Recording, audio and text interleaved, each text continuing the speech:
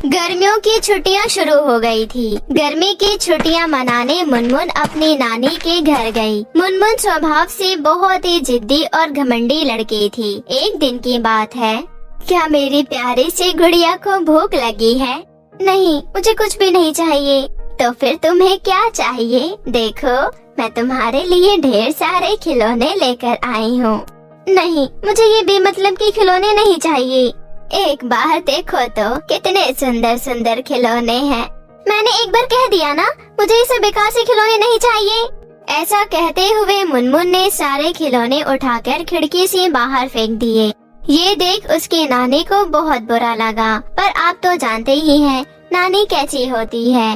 वो अपनी नातिन की खुशी के लिए कुछ भी कर सकती है। चुनमुन की नानी ने स्टोर रूम में जाकर पुरानी सी अलमारी में कुछ ढूंढने लगी। तब उन्हें अलमारी के कोने में लकड़ी की बनी हुई परी मिली। वो चुनमुन को दिखाते हुए बोली, देखो चुनमुन, तुम्हारे लिए एक सुंदर सी परी। अरे वाह, ये तो बहुत सुंदर है, पर ये तो लकड़ी की है। सही कहा तुमने।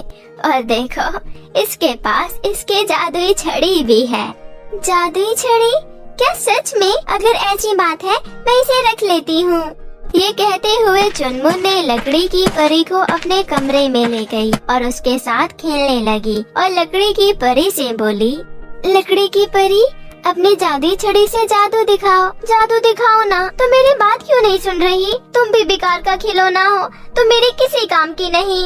ऐसा कहकर चुनमुन ने उस लकड़ी की परी को खिड़की से बाहर फेंक दिया। रात का समय हो चुका था। चुनमुन अपने कमरे में सो रही थी। जैसे ही चांद बादलों से बाहर निकला, उस चांद की रोशनी जैसे ही उस लकड़ी की परी पर पड़ी, तब उस लकड़ी की परी में हलचल होने लगी।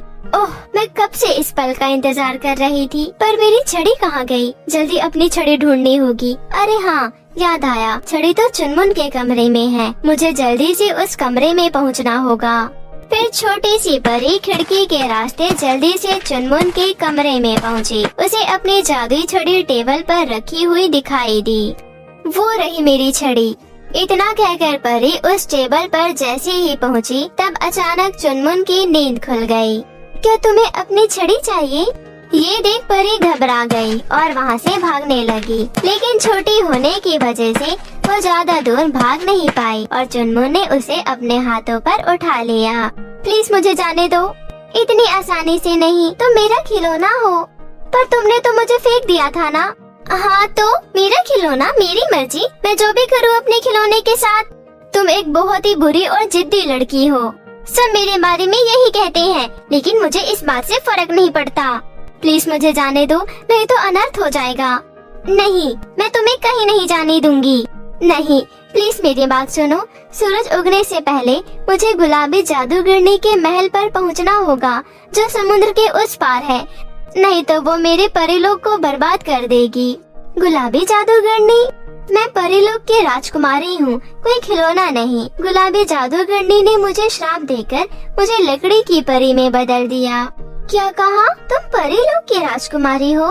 लकड़ी की परी ने चुनमुन को सारी बात बताते हुए बोली, गुलाबी जादूगरनी मेरा रूप लेकर परीलोक में मेरी रानी माँ के साथ रह रही है। कुछ दिनों बाद उसे रानी माँ उसे परीलोक की रानी बना देगी। फिर उसे अपना जादुई मणि सौंप देगी, जिसे पाकर वो पूरी दुनिया में तबाही मचा सकती है। ये बात परीलोक में किसी को नहीं पता, लेकिन उस गुलाबी दुष्ट जादूगरनी की एक नेक और दरिया दिल जादूगरनी बहन है। उससे मेरा ये दुख देखा नहीं गया। उन्होंने मुझे बताया, पूर्णिमा की रात जब चांद की रोशनी मुझ पर पड़ेगी, तब मुझ में प्राण आ जाएंगे। और उन्होंने मुझे इस श्राप से मुक्त होने का रास्ता भी बताया है कि वो दुष्ट जादूगरनी की हवेली समुद्र के बीचों बीच है। उस हवेली के अंदर जादूगरनी ने कांच के शीशे में अपना दिल रखा हुआ है। मुझे वो दिल नष्ट करना होगा, तभी मैं उसके श्राप से मुक्त हो पाऊंगी और फिर उस दुष्ट चुड़ैल का अंत हो जाएगा। ये सब मुझे सूरज निकलने से पहले करना होगा, तभी मैं अपनी असली रूप में आ पाऊंगी। प्लीज मुझे जाने दो। सुबह होने से पहले मुझे जादूगरनी की हवेली तक पहुंचना है। चुनमुन ने कुछ देर सोचा, फिर कहा, ठीक है, पर मैं तुम्हारे साथ चलूंगी। क्या कहा? तुम मेरे साथ चलोगी? लेकिन वो जगह खतरे से खाली नहीं है। नहीं, तुम्हें मुझे अपने साथ लेकर चलना होगा, नहीं तो मैं तुम्हें नहीं जाने दूंगी। अच्छा ठीक है, चलो, बड़ा मजा आएगा, चलो चले। मेरी जादुई छड़ी तो दो। फिर चुनमुन ने जादुई छड़ी परी को दे दी। फिर परी उसे अपने साथ उड़ाकर समुद्र के किनारे ले गई। समुद्र के बीचों बीच जादूगरनी की हवेली थी। समुद्र के पानी का बहाव बहुत ही तेज था। अचानक से बिजली कड़कने लगी और बारिश शुरू हो गई। ये देख परी बोली, बारिश शुरू हो चुकी है। समुद्र के बीचों बीच जाना इतना आसान नहीं और मेरे पास अभी इतनी शक्ति नहीं है कि मैं तुम्हें बारिश में उड़ा सकूं। अब हम क्या करें? समय बीतता जा रहा है। तब अचानक चुनमुन की नजर समुद्र के किनारे एक नाव पर पड़ी। परी, डोंट वरी, वो देखो नाव, हम जल्दी ही हवेली पर पहुंच जाएंगे। चलो जल्दी से नाव पर बैठो। आइडिया बुरा नहीं है, पर तुम्हें नाव चलाना आता है? मैं ऑलराउंडर हूँ, जल्दी से बैठ जाओ। उसके बाद चुनमुन और परी नाव में बैठ गए। चुनमुन ने तूफानी बारिश में बड़ी ही बहादुरी से परी को समुद्र के बीचों बीच उस हवेली तक ले गई। जैसे ही उन्होंने हवेली का दरवाजा खोला, उन्होंने वहाँ एक भयानक बड़े दांतों वाला राक्षस को देखा। वो तेजी से उनकी तरफ बढ़ने लगा। उस राक्षस ने जैसे ही परी पर हमला किया, तब चुनमुन बीच में आ गई और उसने राक्षस के सिर पर वार किया। लड़की, तू मेरे हाथों नहीं बचेगी, रुक, पहले तुझे ही ऊपर पहुंचाता हूँ। तब परी ने जादुई छड़ी घुमाई और राक्षस को जलाकर भस्म कर दिया। चुनमुन, तुम ठीक तो हो ना? तुम्हें कहीं लगी तो नहीं? नहीं, मैं ठीक हूँ। उसके बाद दोनों ने मिलकर उस गुलाबी जादूगरनी का दिल ढूंढ निकाला। परी ने फौरन अपनी जादुई छड़ी से जादूगरनी के दिल को नष्ट कर दिया। ऐसा होते ही लकड़ी की परी अपने असली रूप में वापस आ गई। थैंक यू चुनमुन, तुमने आज साबित कर दिया कि तुम दिल की बहुत अच्छी हो। अगले दिन जब सूरज निकला, चुनमुन ने अपने आप को बिस्तर पर पाया और हैरानी से यहाँ वहाँ देखने लगी। अरे ये क्या, मैं तो हवेली पर थी परी के साथ, फिर यहाँ कैसे, कब, क्या मैं सपना देख रही थी? इतने में वहाँ चुनमुन की नानी आई और बोली, चुनमुन मेरी बच्ची, तुम उठ गई। चुनमुन तुरंत ही बिस्तर से उठकर दौड़ते हुए नानी के पास गई और उन्हें गले से लगा लिया। नानी जी, मुझे माफ कर दीजिए, मैंने आपसे बहुत ही बुरा बर्ताव किया और आपके दिए हुए सारे खिलौने भी फेंक दिए। अब मैं आगे से ऐसा नहीं करूँगी। कोई बात नहीं मेरी बच्ची, चलो नाश्ता ठंडा हो रहा है, जल्दी से मुँह हाथ धो लो। उस दिन के बाद से चुनमुन का जिद्दी और अड़ियल स्वभाव बिल्कुल ही बदल गया। अब वो सभी खिलौने बड़े प्यार से संभाल कर रखने लगी। एक बार की बात है, रामपुर नामक गांव में दो बहनें गीता और सीमा अपनी विधवा माँ सावित्री के साथ रहा करती थी। कुछ समय पहले ही सावित्री के पति का निधन हो गया था। सावित्री अपनी दोनों बेटियों का पालन पोषण करने के लिए सिलाई क्या करती थी। सीमा तो बहुत अच्छे स्वभाव की थी, वह कभी भी अपनी माँ से किसी चीज की फरमाइश नहीं करती थी। लेकिन गीता, उसे तो बस हमेशा अपने दोस्तों के साथ पार्टी करने के लिए पैसे चाहिए थे। ऐसे ही समय बीत रहा था। स्कूल में एग्जाम चल रहे थे, लेकिन गीता एग्जाम देने नहीं जाती। सीमा को उसकी चिंता होने लगती है और वह अपनी बहन को एग्जाम देने के बाद ढूंढने जाती है तो उसे पता चलता है कि वह एक क्लब में दोस्तों के साथ पार्टी कर रही है। वहां जाकर सीमा गीता को जोर से थप्पड़ मारकर कहती है, गीता, आज एग्जाम था और तुमने एग्जाम भी नहीं दिया, यहाँ क्लब में अपने आवारा दोस्तों के साथ पार्टी कर रही हो। मम्मी कैसे पाई पाई जोड़कर स्कूल की फीस जमा करती हैं और तुम पूरे साल की फीस इस तरह से बर्बाद कर रही हो। गीता, यह तो गलत बात है। सुन बहन जी, मैं तेरी तरह नहीं हूँ जो बस माँ की चमची बनकर उनके आगे पीछे घूमती रहूँ। मुझे अपनी जिंदगी एंजॉय करनी है। आज मेरे दोस्त का बर्थडे था, इसे मैं छोड़कर एग्जाम देती। एग्जाम तो मैं दोबारा भी दे दूंगी और वैसे भी तो मुझसे जलती है क्योंकि आए दिन मैं पार्टी करती रहती हूँ और तुझे कोई खास भी नहीं डालता। क्यों दोस्तों, मैं सही कह रही हूँ ना? यार, तेरी इस गंवार बहन ने यहाँ आकर सारी पार्टी का मजा ही खराब कर दिया। इसे यहाँ से भगा दे। अपने दोस्तों की बातें सुनकर गीता अपनी सगी बहन को पार्टी से धक्के मारकर निकाल देती है। सीमा को बहुत दुख होता है और वह रोते हुए घर वापस आ जाती है। सावित्री की तबीयत ठीक नहीं थी, इसलिए वह अपनी माँ को अपनी बहन की शिकायत नहीं लगाती, क्योंकि सावित्री की तबीयत और ज्यादा खराब हो जाती। ऐसे ही रिजल्ट का दिन आ जाता है। जब सावित्री दोनों बहनों का रिजल्ट देखती है तो वह गुस्से से लाल पीली हो जाती है और गीता की बहुत ज्यादा पिटाई करती है और उससे कहती है, गीता तुम कैसे फेल हो सकती हो? तुम तो रोज ट्यूशन भी जा रही थी और तुम्हारा कोई एग्जाम भी नहीं छूटा, फिर फेल कैसे हो गई? और सीमा को देखो, वह पूरे स्कूल में फर्स्ट आई है, इसने तो कोई ट्यूशन भी नहीं लिया और घर का सारा काम भी किया। बेटा मैं कितनी मेहनत से पैसे कमाती हूँ और तुम्हारे स्कूल की फीस जमा करती हूँ और तुम फेल हो गई। मम्मी अगर मैं पास नहीं हुई तो इसमें मेरी क्या गलती? मैंने तो पूरी मेहनत की थी, अब स्कूल वालों ने ही मुझे फेल कर दिया तो इसमें तो मेरी कोई गलती नहीं है। आप हमेशा मुझे ही सुनाती रहती है, इस सीमा की बच्ची को तो कुछ नहीं कहती। आप तो मेरे साथ ऐसा बर्ताव करती है जैसे मैं आपकी सौतेली बेटी हूँ। ऐसा कहकर गीता गुस्से में अंदर चली जाती है। ऐसे ही समय बीत रहा था। सावित्री एक दिन मार्केट से घर वापस आ रही थी कि तभी रास्ते में उसका एक्सीडेंट हो जाता है। जब इस बात की खबर गीता और सीमा को लगती है तो दोनों बहनें तुरंत हॉस्पिटल पहुंचती हैं। सावित्री के इलाज में बहुत ज्यादा पैसे खर्च हो जाते हैं। घर में सिर्फ सावित्री काम करने वाली थी और वही चारपाई पर बैठ जाती है। अब घर में जो भी राशन था वह भी खत्म हो जाता है। तभी गीता बहुत गुस्से में अपनी माँ से कहती है, मम्मी जब आपको हमें ऐसी ही नर्क जैसी जिंदगी देनी थी तो फिर पैदा ही क्यों किया? दाने दाने के लिए तरस रहे हैं। आप सिलाई कर कर 4 पैसे कमा लिया करती थी, अब तो आप भी चारपाई पर बैठ गई। मेरे दोस्तों में मेरी कितनी इंसल्ट हो रही है मैं ही जानती हूँ। उनसे उधार ले लेकर इतना ज्यादा कर्जा हो गया मेरे ऊपर और आपको तो कोई चिंता ही नहीं है कि आपकी बेटी की जिंदगी में क्या हो रहा है क्या नहीं हो रहा। आप तो बस आराम से चारपाई पर बैठी है। गीता यह हमारी माँ है और तुम जानती हो पिताजी की मृत्यु के बाद उन्होंने हमें किस तरह से पाल पोस कर इतना बड़ा किया, हमें पढ़ाया, पहनने के लिए कपड़े दिए, खाना खिलाया और आज माँ को हमारी जरूरत है तो तुम इस तरह से सुना रही हो। माँ आप चिंता मत कीजिए, मैंने कुछ सोचा है। क्या बेटा क्या सोचा है तुमने? माँ मैंने सोचा है कि गीता और मैं हम दोनों आपका सहारा बनेंगे। हम दोनों काम करने जाएंगे, जो भी काम मिलेगा वही काम करेंगे और पैसे कमाएंगे। गीता को हमने बहुत सर पर चढ़ा लिया। जब तक यह काम करके पैसे नहीं कमाएगी तब तक इसे पैसों की अहमियत का अंदाजा नहीं होगा कि पैसे कितनी मेहनत से कमाए जाते हैं। गीता पहले तो सीमा के साथ काम करने जाने के लिए मना कर देती है, लेकिन जब सावित्री उसे घर से बाहर निकालने की धमकी दे देती है तो वह चुपचाप काम पर जाने के लिए तैयार हो जाती है।